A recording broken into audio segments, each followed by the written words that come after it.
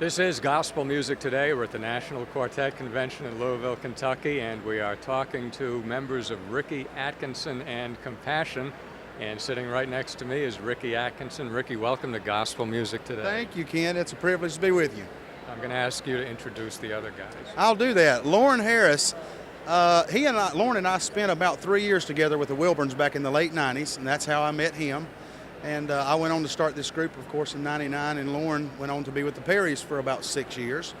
And he's in his home church working now back in Elizabethton, Tennessee, and he agreed to come out and do some of these compassion dates with me. We're excited to have him with us. And then Greg Cook, a lot of people are familiar with his face. He spent a number of years with the Florida Boys, and Tony Gore and Majesty also, and I met him during those Wilburn years. And so we've all been friends for several years, and Greg is minister of music in his home church in Charlotte, North Carolina.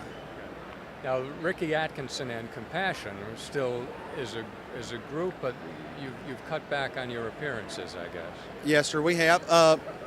Really, the Lord kind of led into a little more of a solo type schedule for me, and I saw that the Compassion dates were fewer, and I figured, well, if I'm going to be doing, a limited amount of dates, why not call two of the best guys in the industry, and who also have limited schedules, and see if these guys would be interested in coming out and singing with me. And we have had a ball.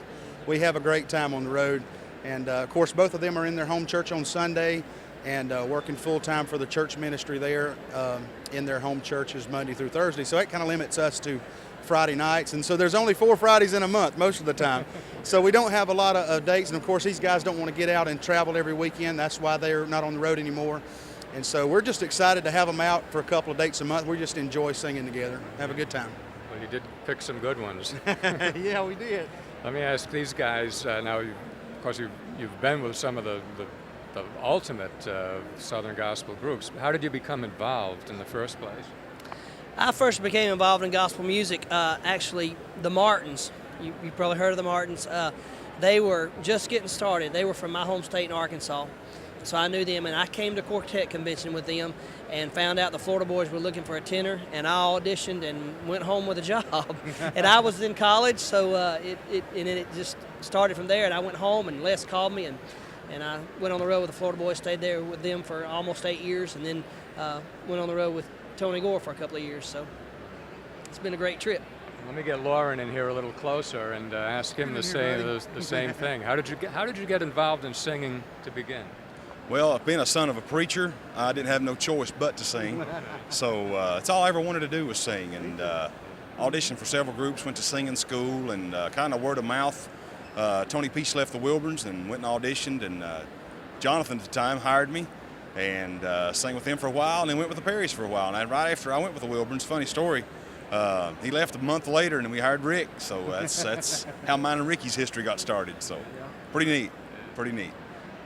The Wilburns are one of the great training grounds. We know a lot of people that came from them. So many guys have come through their group. In fact, they were here last night, and that's, I guess, the first time we had saw them in about 3 years.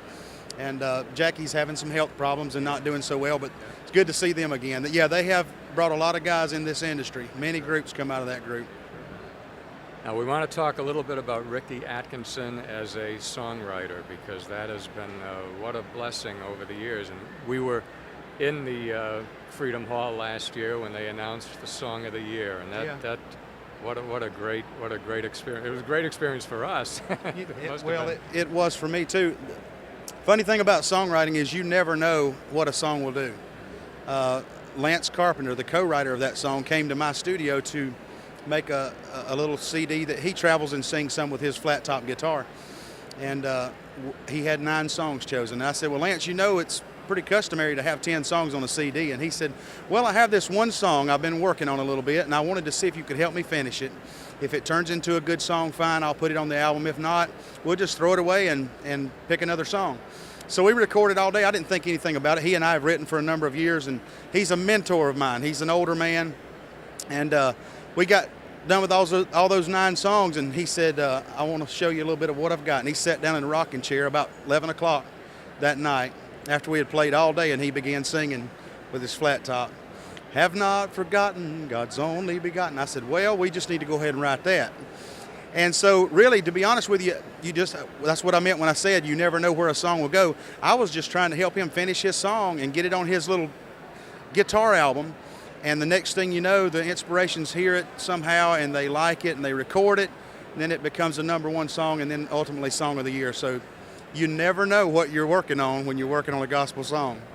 I can remember hearing when they did the song last year, and then they repeat that phrase a cappella Right. at the end.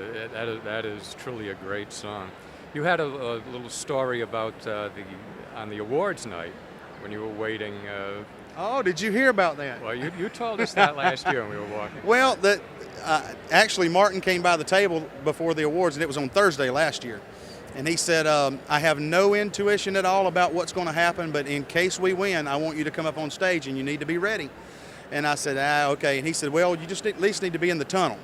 And so I go down to the tunnel during the awards, and it's just about time for the announcement for Song of the Year. Still don't know anything. I'm standing in the darkness there of the gangway coming in from the bottom of Freedom Hall. And one of my good friends, Valerie Piercy, who works with some of the artists, getting them on and off stage during the show, of course, she knows who's won and where to put the cameras and everything. So she's standing there with her clipboard, and she turned around and looks at me, and she says, "Pawpaw," which is my nickname to them. She says, "Pawpaw, what you doing down here?" And I said, "Well, the Inspirations kind of wanted me to be down here in case they won Song of the Year." And she said, "Put your coat on. You're winning it." And I said, "What?" And she said, "You're on right now." And they called it Song of the Year. So I knew just before they did. Now tell me about Resting Place Music. Resting Place Music is a record label in which we do a number of different things for artists. We have a lot of top-tier artists like the Anchorman and the Steels and Dixie Echoes that we do really radio promotions for and promoting that group in the magazines, mostly marketing. And then we have a secondary label called Featherbed Records. And in short, I'll just tell you, we take artists who are brand new and we produce their record and put singles out to radio and promote them. I tell people all the time, you can't take anybody further than what you've been. And so I don't know what it takes to make it to where some of these groups are in the industry, some of your top tier groups, but I do know what it takes to go from where we started 9 years ago to where we are now. And so I try to use that pattern to help these other groups who are coming along, up and coming groups. And so that's what Resting Place Music is about. That's great. Let me take just a short break from asking questions. And I have to tell a story about this guy while he's standing here. Here we go. When It's about food. we live in Oklahoma now. We were in Rhode Island until a few months ago. We had the Perrys come up to sing in Rhode Island. And my wife, Jean, who's my partner on the program, was singing in a church group then, and one of the songs that they did that everybody loved was Wish I Could Have Been There. Wish I could have been there. And we had the Perrys over to the house before the concert, and the topic came up. And just typical of what we found of the generosity of Southern gospel performers. Of course, the Perrys had no idea whether these people could even sing or make it up to the platform or anything. And you guys had them come up to sing Wish I Could Have Been There with you. And Jean always says now she's going to put in her resume that she used to sing with the Perrys. That's it. And we will never forget that. That was very, very nice. I also heard something about the food on that trip, too. Yeah, it was pretty good. Famous for the food. Ricky Atkinson website? www.rickyatkinson.com. Yeah. Ricky and guys, thank you very much for talking to us on gospel music. For allowing us to come and talk with you for a little bit. We appreciate it. Now back to more Gospel Music Today.